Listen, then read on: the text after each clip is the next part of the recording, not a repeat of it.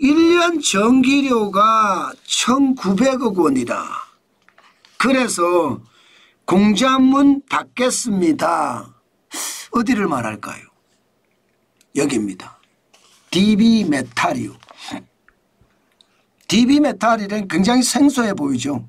DB 이러면 동부그룹입니다. 동부그룹. 쉽게 말하면 동부그룹의 메탈 사업을 하는 회사인데 여러분 합금처를 만드는 회사입니다. 그런데 이 회사의 매출액과 영업이익을 한번 보십시오. 이 회사 지금 말입니다. 최악의 위기입니다. 현재 말입니다. 직원이 470명 있는데 그중에 75% 350명을 내보냈습니다.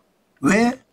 영업이익이 2023년에 마이너스 635억 원입니다. 적자예요. 적자. 2022년까지만 하더라도 1489억 원의 흑자. 뭐 회사가 탄탄했습니다. 2021년에는요. 매출액은 5146억이었고요. 영업이익은 1236억. 좋은 회사예요. 2022년에도 매출액이 6709억 원까지 올라갔으니까요. 그러다가 2023년에 그냥 1년 사이에 폭삭망했어요. 매출액도 4220억이 됐고요. 영업이익은 마이너스 635억 원이 됐으니까요. 아마 2024년은 이거보다 더 심각할 거다. 그렇게 예상을 합니다. 아직까지 발표는 안 했지만 최악이 아닐까 이렇게 예상을 합니다. 그럼 왜 이렇게 됐을까? 첫 번째는요. 중국의 과잉 생산입니다. 쉽게 말하면 중국은 뭐든지 크게 만들어서 그 품질이 좋든 나쁘든 전 세계에다 저가로 뿌리는 게 중국의 어떤 산업활동인 것 같거든요. 그 바람에 말입니다. 합금철에 대해서도 마찬가지입니다. 워낙 저가로 대한민국에 들어오기도 하고 전 세계에다 뿌리니까 동부메탈의 합금철은요. 가격 경쟁력에서 뒤지게 됐죠. 여기다가 전기료가 너무 많이 올랐어요. 전기료가 당장 말입니다. 2022년 대비해 보면 2년 사이입니다. 2년 사이. 2년 사이에 56.3% 올랐습니다. 쉽게 말하면 2022년에 킬로와트 시당 118.7원이었다면 2024년에는요. 185.5원입니다. 이게 여러분 그 밑으로 좀 더 내려갈까요? 2021년은 105.5원이었습니다. 그러면 80원이 올라갔잖아요. 105.5원에 80원이 올라갔으면 2년 사이에 56.3%지 3년 사이로 가버리면 여러분 거의 80%까지 올라갑니다. 전기요금이. 그런데 합금철이라는 게 고로를 돌려서 그죠? 녹인 다음에 금속을 만들어내야 되는 것 아니겠습니까? 그러면 전기고루를 쓸 거예요. 전기고루를 쓰기 때문에 여러분 거기에 대한 전기양이 어마어마합니다. 보통 말입니다. 보통 뭐 1,000억이 들어가는 것은 전기요금이 1,000억이 들어가는 것은 그냥 우습다고 이야기합니다. 1년 전기료가 말입니다. 그런데 지금 80%가 오르면 어떻게 돼요? 90%가 오르면 어떻게 됩니까? 1,000억 들어가던 게 2,000억 들어간다는 이야기잖아요. 그러면 여러분 버티겠습니까? 아니 여러분 생각을 해보세요. 1년에 영업이익이 2022년에 1,489억 원이었습니다. 그런데 전기요금이 1,900억 원이에요. 회사가 버티겠습니까?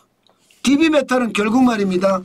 전체 생산 라인 35개 중에 10기를 지금 운영하지 않기로 했습니다. 10기. 생산 라인이 35개입니다. 그중에 10개.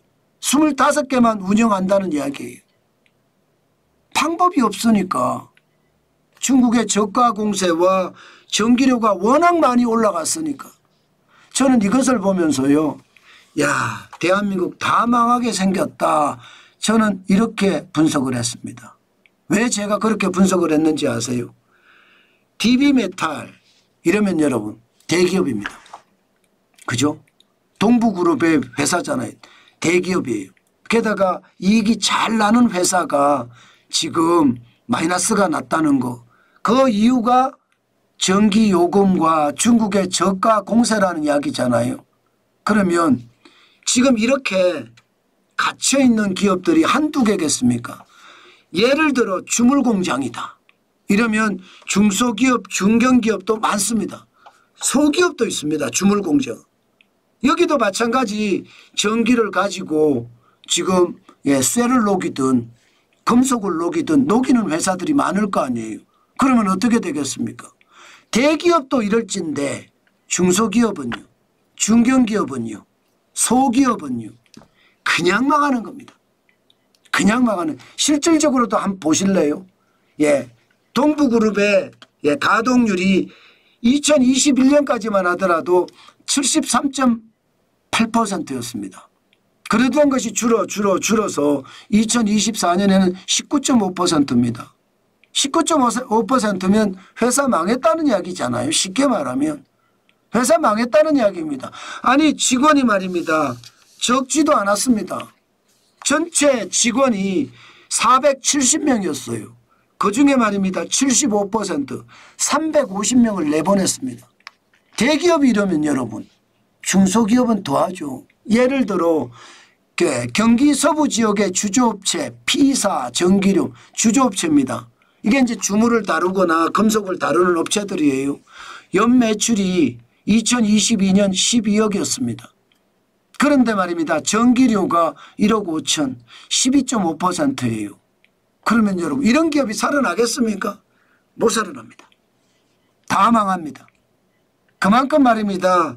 전기요금은요 지금 기업들에게 엄청난 부담이 되고 그 부담은 결국 고스란히 기업들이 다 떠안아야 되는데 이제는 떠안을 능력이 없다는 거예요. 그러니까 망하는 겁니다. 여러분도 알다시피 경제가 정치에 휩싸이면 경제가 무너진다고 말씀을 드렸잖아요. 그 모양새가 됐습니다. 지금 기본적으로 문재인 정부 때 원전은요 적폐 세력의 대상이었습니다. 아예 원전이라는 업종 자체를 말살시키려고 했어요. 그 바람에 원자력 발전소를 짓지를 못하고요. 그 와중에 러시아 우크라이나 전쟁이 나면서 유가가 폭등했죠. 여기에 코로나 팬데믹도 한몫했고요. 그러면서 말입니다. 유가가 너무 많이 오른 거예요. 유가가. 오르니까 여러분 원자력 발전소를 만들어서 더 돌리면 전기료의 제조 원가는 낮아지는데 화력발전소나 LNG를 계속 돌려대니까 전기료는 올라가고 전기회사들은 적자가 나고 한전 장난 아니잖아요. 발전회사들이 적자가 나고 난리도 아니었습니다. 결국은요 전기요금을 올렸어요. 게다가 포퓰리즘이 더 성한 바람에 이게 여러분 주택용 전기요금은 덜 올리고요.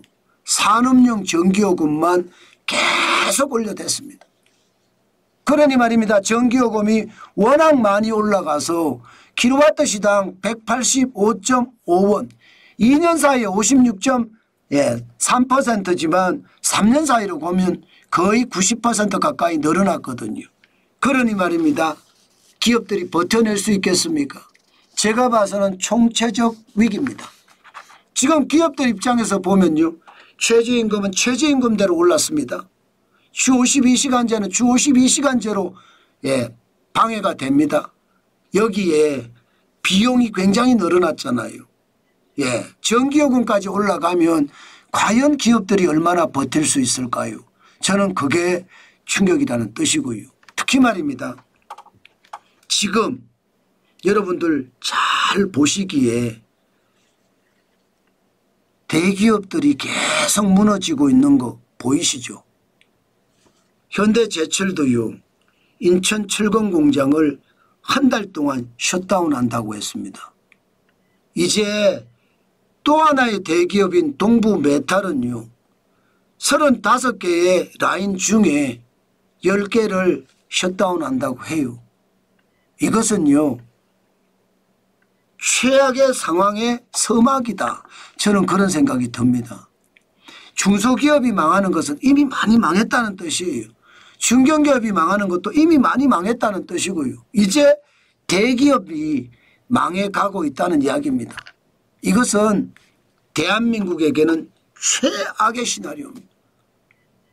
자칫 잘못하면요, 대한민국 경제 전체가 저는 와르르 붕괴할 수도 있다는 뜻입니다. 그만큼 우리 경제 최악입니다. 제가 여러분들에게 진짜 많이 망한다 말씀을 드렸는데 그게 이제는 현실이 되어버렸습니다. 제가 2020년, 2021년, 2022년 이때만 하더라도요, 초짐이 보인다는데 2023년부터 현실화되더니 2024년에는 이제 대기업까지 망하는 그런 사태가 벌어졌다는 이야기입니다. 그런데 우리나라는 지금 무정부 상태죠. 더 빨리 망할 거예요. 제가 이런 말씀 드려서 진짜 죄송한데 그게 현실이 될 수밖에 없는 게 너무나 안타깝습니다. 그래서 더 대한민국 경제는요, 충격적인 상황이 될 가능성 높습니다. 저는 여러분들에게 계속 말씀을 드립니다. 네, 지금은 우리가 투자할 때가 아니다. 지금은 열심히 일해서 현금을 모을 때다. 그 말씀 드립니다. 그게 지금 꼭 필요하다는 그 뜻입니다.